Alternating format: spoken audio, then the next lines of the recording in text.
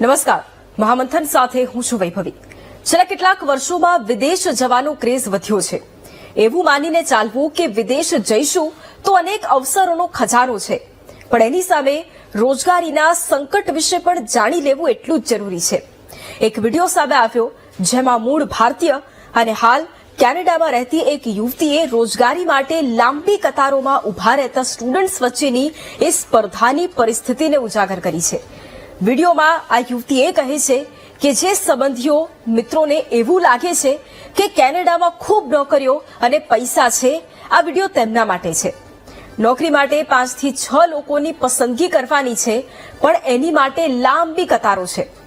વાત ફક્ત કેનેડા પૂરતી નથી, વાત તમામ દેશોની છે। વિદેશ જવા માટે લોકો પડાપડી કરે, યુવાઓમાં વિદેશ જઈ અને જોબ મેળવીને સ્થાયી થવાનો ક્રેઝ વધે અને યુવા પેઢીની આ ઘેલછાનો લાભ અમુક ઠગ પણ ઉઠાવે। લોકોને એમ લાગે કે એકવાર વિદેશ પહોંચી જઈશું અને પછી જોઈ લઈશું, પણ એવું નથી। ફાયદો ઉઠાવનારા લોકો પણ બેઠેલા છે। એ કબૂતરબાજી કરનારા લોકો રહેમ નથી ખાતા। વિદેશ જવાની ઘેલછામાં કેટલાય પરિવારો મોતને ભેટ્યા, કેટલાય લોકો વિખૂટા પડ્યા અને કેટલાયને લાખો કરોડોનો ચૂનો પણ લાગ્યો। ફક્ત એક વિચાર, વિદેશમાં સ્થાયી થવું અને એ જ વિચાર સાથે આગળ વધવું, પણ વાસ્તવિકતાથી અળગા રહેવું એ ખોટું છે। અને એટલા જ માટે ચર્ચા કરવી છે કે વિદેશમાં ગુજરાતીઓના રોજગારની સ્થિતિ વિશે સવાલો અનેક મનમાં થાય છે। સવાલ એ છે કે કેનેડામાં નોકરી માટે લાઇનમાં લાગવું પડે તેવી સ્થિતિનું નિર્માણ કેમ થયું? ગુજરાતીઓની વિદેશમાં સેટલ થવાનો જે ક્રેઝ છે તેની સામે રોજગારની પરિસ્થિતિ શું છે? અમેરિકા, બ્રિટન, કેનેડામાં ગુજરાતીઓ માટે કમાવવાના કયા રસ્તાઓ છે? વિદેશમાં જાય ત્યારે નોકરીની જાહેરાત બહાર પડે છે ત્યારે લાંબી કતારો કેમ લાગે છે? આ તમામ સવાલો પર કરીશું આજે મહામંથન। કોઈ વ્યક્તિને કેનેડા જવું હોય પણ તેને દુબઈ મોકલી દેવામાં આવી, એટલે આવી પણ પરિસ્થિતિ આપણે જોતા હોઈએ છીએ। એટલે આ તમામ પરિસ્થિતિ વિશે આજે ચર્ચા કરવાની છે। જે નોકરીની જાહેરાતો બહાર પડે છે અને ત્યારબાદ જે લાંબી કતારો હોય છે તેની આજે ચર્ચા કરવાની છે। અને ચર્ચા માટે આપણી સાથે અત્યારે ઇમિગ્રેશન એક્સપર્ટ પંકજભાઈ પટેલ જોડાયા છે। પંકજભાઈ, સૌથી પહેલા તો સ્વાગત છે આપનું મહામંથનમાં। પંકજભાઈ, પ્રશ્ન એ, કારણ કે આ સવાલ હું એટલા માટે પૂછી રહી છું અત્યારે, કારણ કે આપણે બધી જ ચર્ચા કરીએ એ પહેલા લોકોના માઇન્ડસેટને સમજવું ખૂબ જરૂરી છે।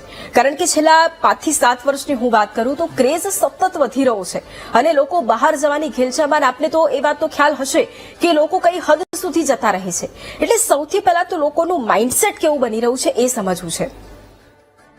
હાલ જે પરિસ્થિતિ છે એમાં જે મેજર ચેન્જીસ આવ્યા છે એ કોવિડ પછી આવ્યા છે। કોવિડ પહેલા જે આપ જે ચર્ચા કરી રહ્યા હતા એવી કન્ડિશન્સ નહોતી।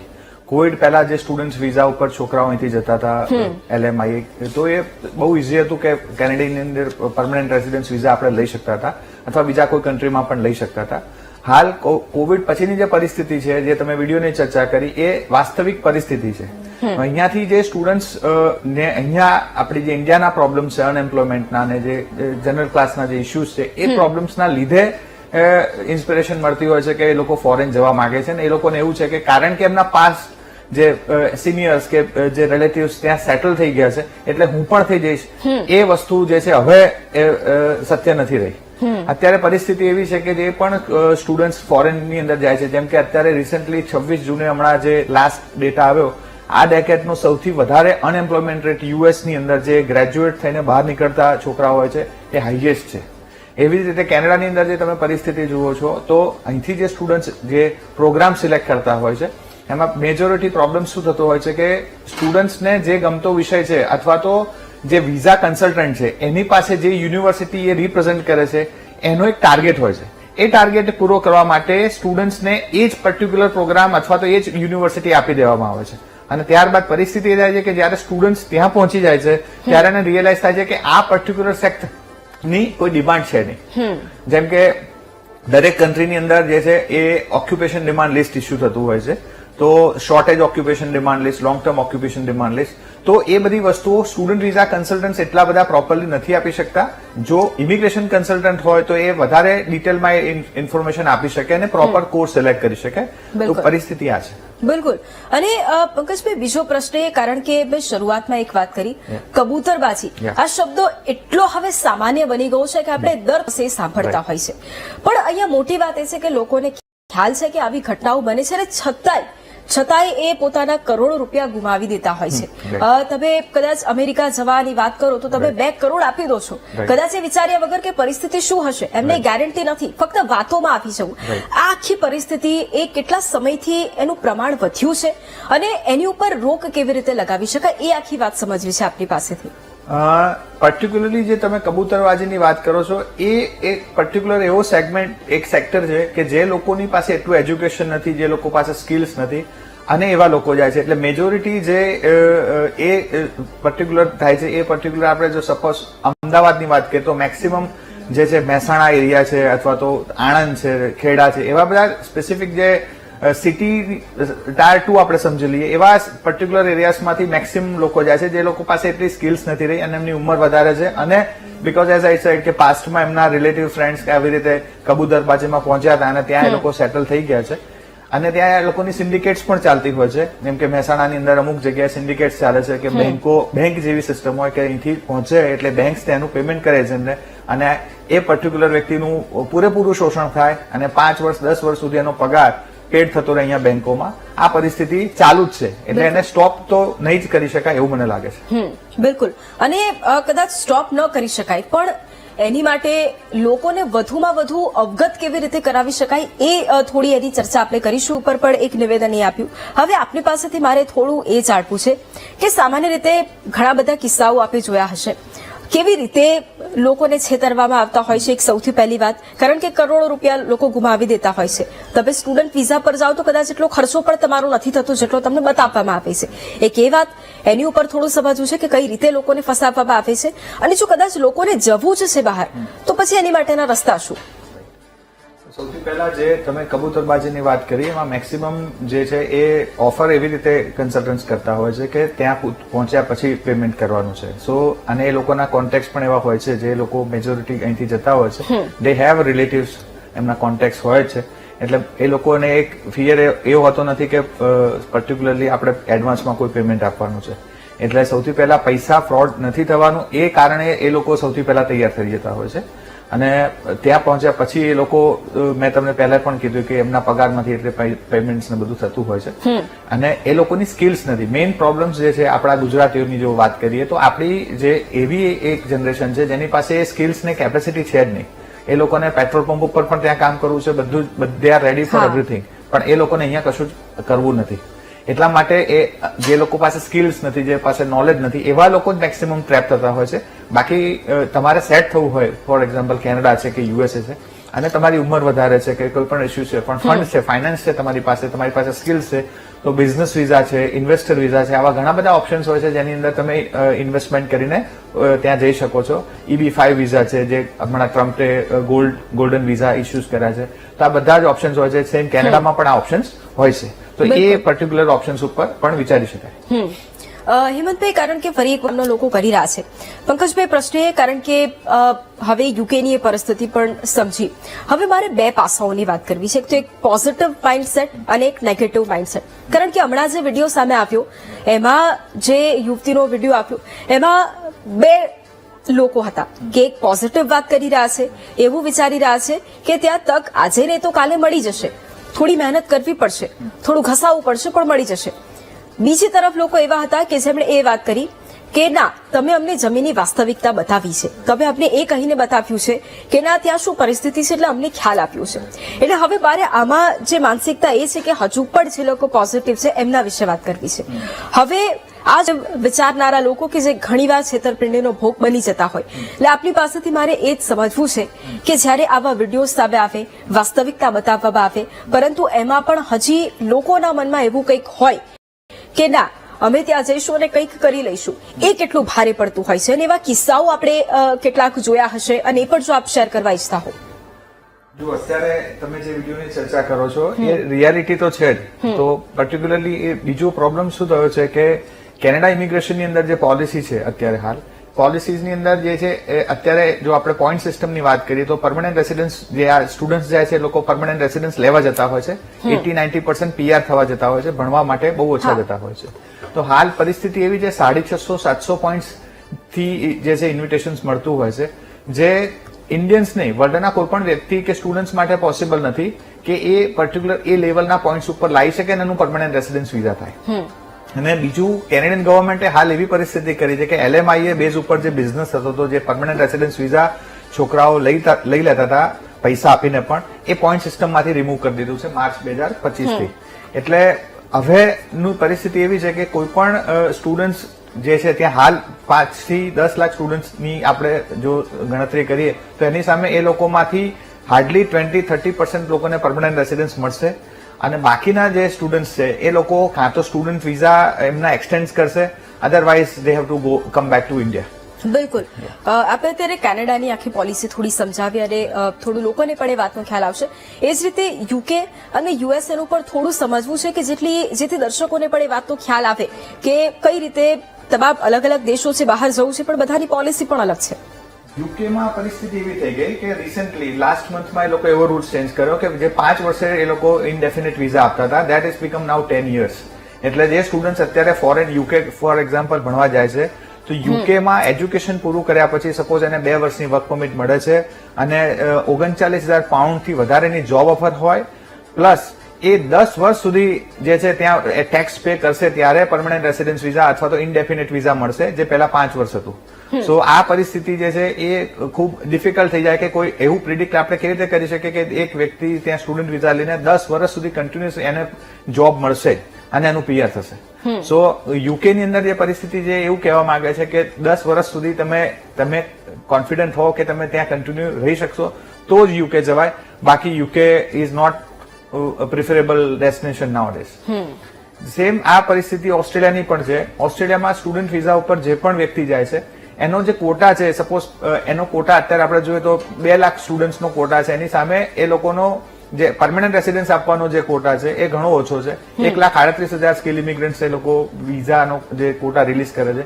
એ પરિસ્થિતિ એ જાય છે કે ઓસ્ટ્રેલિયા કોઈ પણ સ્ટુડન્ટ આજે જાય છે તો 90% એવા ચાન્સીસ છે કે એનું પરમનન્ટ રેસિડન્સ વિઝા 6 થી 7 વર્ષ મિનિમમ શબ્દ હું વાપરી રહ્યો છું, 6 થી 7 વર્ષ પછી એ પરમનન્ટ રેસિડન્સ વિઝા માટે કદાચ લાયક થાય. સો પરિસ્થિતિ બધી જ જગ્યાએ છે તો ડિફિકલ્ટ. પણ જે યુકે ની આપણે જે વાત કરી તો યુકે ની અંદર તમે હેલ્થ સેક્ટર છે, સેમ કેનેડાની અંદર જે છે એ લોકોનું ઓક્યુપેશન ડિમાન્ડ લિસ્ટ છે, એ સેક્ટરમાં પર્ટિક્યુલરલી સપોઝ તમે કામ કરો છો અને પેરોલ સ્પેસિફિક તમારો કન્ટિન્યુઅસ થાય છે તો એ ચાન્સીસ છે કે તમારું જે છે એક્સટેન્શન થઈ શકે. અને 2-3 વર્ષ પછી મને જે પરિસ્થિતિ હું સમજી રહ્યો છું કે સેક્ટરની અંદર જે છે 3 વર્ષ તો મિનિમમ આ સેક્ટરની અંદર ડાઉનફોલ છે.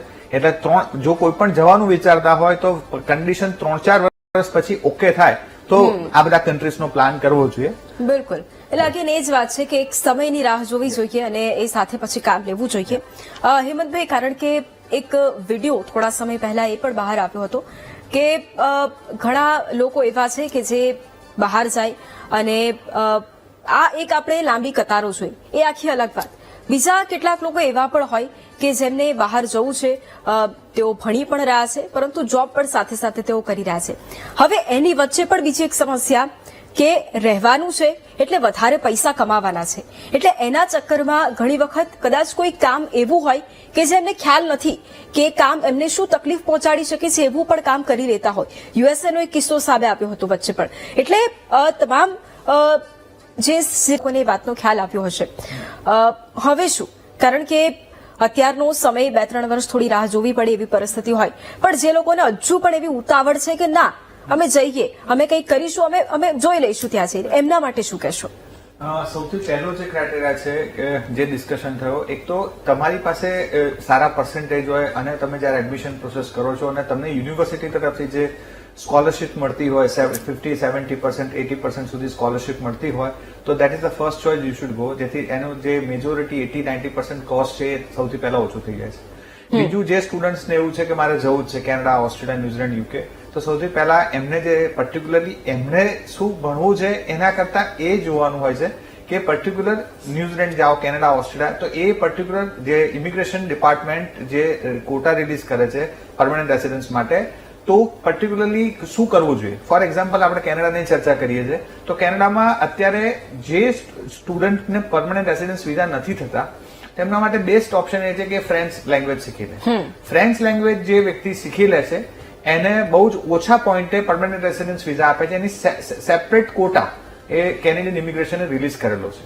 તો અહીંથી હવે પછી કોઈ સ્ટુડન્ટ્સને જવું છે અને પરમનન્ટ રેસિડન્સમાં સેટ પણ થવું છે અને જવું છે તો એ લોકોએ આ લેંગ્વેજ સ્કિલ્સ જે છે પોતાની જાતને ડેવલપ કરવી જોઈએ. અને જે થર્ડ આપણે ચર્ચા કરી કે એવું પર્ટિક્યુલર સેક્ટર સિલેક્ટ કરવું જોઈએ કે જે ઓક્યુપેશન ડિમાન્ડ લિસ્ટમાં છે, જેથી ત્યાં એ એજ્યુકેશન પૂરું કરે કારણ કે ફિલ્ડની શોર્ટેજ છે તો એ પર્ટિક્યુલર સેક્ટરના બેઝિસ ઉપરથી એનું પરમનન્ટ રેસિડન્સ વિઝા થઈ શકશે. આ ત્રણ પર્ટિક્યુલર ધ્યાન રાખે તો આજે પણ એક ઓપ્શન છે કે જે આપણે કોલ લઈ શકીએ. બિલકુલ બિલકુલ. અને એટલા માટે કારણ કે હજુ થોડું આના વિશે સમજવું છે. આપણી સાથે અન્ય એક ગેસ્ટ પણ જોડાયા છે, આપણી સાથે શિક્ષણવિદ અત્યારે જોડાયા છે અને તેમની પાસેથી પણ એ પરિસ્થિતિ સમજીશું. ભરતસિંહ ચૌહાણ, શિક્ષણવિદ, આપણી સાથે. સર, કારણ કે લોકો વિદેશ જવા માટે ખૂબ ઉત્સાહિત હોય છે અને એમાં કોઈ પણ પરિસ્થિતિ કદાચ અહીંયા કામ કરે ન કરે પણ બહાર ચર્ચા કરવાની છે. જે નોકરીની જાહેરાતો બહાર પડે છે અને ત્યારબાદ જે લાંબી કતારો હોય છે તેની આજે ચર્ચા કરવાની છે. અને ચર્ચા માટે આપણી સાથે અત્યારે ઇમિગ્રેશન એક્સપર્ટ પંકજભાઈ પટેલ જોડાયા છે. પંકજભાઈ, સૌથી પહેલા તો સ્વાગત છે આપનું મહામંથનમાં. પંકજભાઈ, પ્રશ્ન એ, કારણ કે આ સવાલ હું એટલા માટે પૂછી રહી છું અત્યારે કારણ કે આપણે બધી જ ચર્ચા કરીએ એ પહેલા લોકોના માઇન્ડસેટને સમજવું ખૂબ જરૂરી છે. કારણ કે છેલ્લા 5 થી 7 વર્ષની હું વાત કરું તો ક્રેઝ સતત વધી રહ્યો છે અને લોકો બહાર જવાની ઘેલછામાં, આપને તો એ વાતનો ખ્યાલ હશે કે લોકો કઈ હદ સુધી જતા રહે છે. એટલે સૌથી પહેલા તો લોકોનું માઇન્ડસેટ કેવું બની રહ્યું છે એ સમજવું છે. હાલ જે પરિસ્થિતિ છે એમાં જે મેજર ચેન્જીસ આવ્યા છે એ કોવિડ પછી આવ્યા છે. કોવિડ પહેલા જે આપ જે ચર્ચા કરી રહ્યા હતા એવી કન્ડિશન્સ નહોતી. કોવિડ પહેલા જે સ્ટુડન્ટ વિઝા ઉપર છોકરાઓ અહીંથી જતા હતા LMI, તો એ બહુ ઇઝી હતું કે કેનેડાની અંદર પરમનન્ટ રેસિડન્સ વિઝા આપણે લઈ શકતા હતા અથવા બીજા કોઈ કન્ટ્રીમાં પણ લઈ શકતા હતા. હાલ કોવિડ પછીની જે પરિસ્થિતિ છે, જે તમે વિડીયોની ચર્ચા કરી, એ વાસ્તવિક પરિસ્થિતિ છે. અહીંયાથી જે સ્ટુડન્ટ્સ ને અહીંયા આપણી જે ઇન્ડિયાના પ્રોબ્લેમ છે અનએમ્પ્લોયમેન્ટના અને જે જનરલ ક્લાસના જે ઇસ્યુઝ છે એ પ્રોબ્લેમ્સના લીધે ઇન્સ્પિરેશન મળતી હોય છે કે એ લોકો ફોરેન જવા માંગે છે. અને એ લોકોને એવું છે કે કારણ કે એમના પાસ્ટ જે સિનિયર્સ કે જે રિલેટિવ્સ ત્યાં સેટલ થઈ ગયા છે એટલે હું પણ થઈ જઈશ, એ વસ્તુ જે છે હવે સત્ય નથી રહી. અત્યારે પરિસ્થિતિ એવી છે કે જે પણ સ્ટુડન્ટ્સ ફોરેનની અંદર જાય છે, જેમ કે અત્યારે રિસેન્ટલી 26 જૂને હમણાં જે લાસ્ટ ડેટા આવ્યો, આ ડેકેડનો સૌથી વધારે અનએમ્પ્લોયમેન્ટ રેટ યુએસની અંદર જે ગ્રેજ્યુએટ થઈને બહાર નીકળતા છોકરાઓ હોય છે એ હાઈએસ્ટ છે. એવી જ રીતે કેનેડાની અંદર જે તમે પરિસ્થિતિ જુઓ છો તો અહીંથી જે સ્ટુડન્ટ્સ જે પ્રોગ્રામ સિલેક્ટ કરતા હોય છે એમાં મેજોરિટી પ્રોબ્લેમ શું થતો હોય છે કે સ્ટુડન્ટ્સને જે ગમતો વિષય છે અથવા તો જે વિઝા કન્સલ્ટન્ટ છે એની પાસે જે યુનિવર્સિટી એ રિપ્રેઝેન્ટ કરે છે એનો એક ટાર્ગેટ હોય છે. એ ટાર્ગેટ પૂરો કરવા માટે સ્ટુડન્ટ્સને એ જ પર્ટિક્યુલર પ્રોગ્રામ અથવા તો એ જ યુનિવર્સિટી આપી દેવામાં આવે છે. અને ત્યારબાદ પરિસ્થિતિ એ થાય છે કે જયારે સ્ટુડન્ટ્સ ત્યાં પહોંચી જાય છે ત્યારે એને રિયલાઇઝ થાય છે કે આ પર્ટિક્યુલર સેક્ટરની કોઈ ડિમાન્ડ છે નહીં. જેમ કે દરેક કન્ટ્રીની અંદર જે છે એ ઓક્યુપેશન ડિમાન્ડ લિસ્ટ ઇસ્યુ થતું હોય છે. તો shortage occupation demand list, long term occupation demand list, તો એ બધી વસ્તુઓ સ્ટુડન્ટ વિઝા કન્સલ્ટન્ટ એટલા બધા પ્રોપરલી નથી આપી શકતા. જો ઇમિગ્રેશન કન્સલ્ટન્ટ હોય તો એ વધારે ડિટેલમાં ઇન્ફોર્મેશન આપી શકે અને પ્રોપર કોર્સ સિલેક્ટ કરી શકે. તો પરિસ્થિતિ આ છે. બિલકુલ. અને પંકજભાઈ, બીજો પ્રશ્ન એ, કારણ કે મેં શરૂઆતમાં એક વાત કરી, કબૂતરબાજી, આ શબ્દો એટલો હવે સામાન્ય બની ગયો છે કે આપણે દર થોડા દિવસે સાંભળતા હોય છે. પણ અહીંયા મોટી વાત એ છે કે લોકોને ખ્યાલ છે કે આવી ઘટનાઓ બને છે અને છતાંય એ પોતાના કરોડો રૂપિયા ગુમાવી દેતા હોય છે. તમે કદાચ અમેરિકા જવાની વાત કરો તો તમે 2 કરોડ આપી દો છો, કદાચ એ વિચાર્યા વગર કે પરિસ્થિતિ શું હશે એમને ગેરંટી નથી, ફક્ત વાતોમાં આપી જવું. આ આખી પરિસ્થિતિ એ કેટલા સમયથી એનું પ્રમાણ વધ્યું છે અને એની ઉપર રોક કેવી રીતે લગાવી શકાય એ આખી વાત સમજવી છે આપની પાસેથી. પર્ટિક્યુલરલી જે તમે કબૂતરબાજીની વાત કરો છો એ એક પર્ટિક્યુલર એવો સેગમેન્ટ, એક સેક્ટર છે કે જે લોકોની પાસે એટલું એજ્યુકેશન નથી, જે લોકો પાસે સ્કિલ્સ નથી અને એવા લોકો જાય છે. એટલે મેજોરિટી જે એ પર્ટિક્યુલર થાય છે એ પર્ટિક્યુલર આપણે જો સપોઝ અમદાવાદની વાત કરીએ તો મેક્સિમમ જે છે મહેસાણા એરિયા છે અથવા તો આણંદ છે, ખેડા છે, એવા બધા સ્પેસિફિક જે સિટી ટાયર 2 આપણે સમજી લઈએ એવા પર્ટિક્યુલર એરિયાઝમાંથી મેક્સિમમ લોકો જાય છે જે લોકો પાસે એટલી સ્કિલ્સ નથી રહી અને એમની ઉંમર વધારે છે અને બીકોઝ એઝ આઈ સેડ કે પાસ્ટમાં એમના રિલેટિવ ફ્રેન્ડ્સ આવી રીતે કબૂતર બાજુમાં પહોંચ્યા હતા અને ત્યાં એ લોકો સેટલ થઈ ગયા છે અને ત્યાં એ લોકોની સિન્ડિકેટ્સ પણ ચાલતી હોય છે. જેમ કે મહેસાણાની અંદર અમુક જગ્યાએ સિન્ડિકેટ્સ ચાલે છે કે બેંક જેવી સિસ્ટમ હોય કે અહીંથી પહોંચે એટલે બેંક તેનું પેમેન્ટ કરે છે એમને અને એ પર્ટિક્યુલર વ્યક્તિનું પૂરેપૂરું શોષણ થાય અને 5 વર્ષ 10 વર્ષ સુધી એનો પગાર પેડ થતો રહે અહીંયા બેંકોમાં. આ પરિસ્થિતિ ચાલુ જ છે એટલે એને સ્ટોપ તો નહીં જ કરી શકાય એવું મને લાગે છે. બિલકુલ. અને કદાચ સ્ટોપ ન કરી શકાય પણ એની માટે લોકોને વધુમાં વધુ અવગત કેવી રીતે કરાવી શકાય એ થોડી એની ચર્ચા આપણે કરીશું. પરંતુ આપણી સાથે અન્ય ગેસ્ટ પણ જોડાયા છે. આપણી સાથે OFIC ના ડિરેક્ટર હેમંતભાઈ શાહ જોડાયા છે. હેમંતભાઈ, સ્વાગત છે આપનું મહામંથનમાં. આપણી સાથે વરિષ્ઠ પત્રકાર કૌશિકભાઈ અમીન પણ જોડાયા છે. કૌશિકભાઈ, આપનું પણ સ્વાગત છે મહામંથનમાં. હેમંતભાઈ આપણી સાથે કેનેડાથી જોડાયા છે અને કૌશિકભાઈ આપણી સાથે યુએસએથી જોડાયા છે. એટલે આ બંને દેશોની પરિસ્થિતિ વિશે પણ આપણે ચર્ચા કરવાની છે. હેમંતભાઈ, સૌથી પહેલા આપને સવાલ, કારણ કે રિસન્ટલી જે એક વિડીયો અત્યારે સામે આવ્યો અને એમાં એક યુવતી જે ભારતીય મૂળની પરંતુ કેનેડામાં એ સ્ટુડન્ટ વિઝા પર જાય, જોબ માટે જાય અને એ ત્યાંની જે વાસ્તવિક પરિસ્થિતિ છે એ વિડીયોના માધ્યમથી બતાવે અને કહે કે જે પરિસ્થિતિ આપ સોશિયલ મીડિયા પર જુઓ છો અથવા તો જે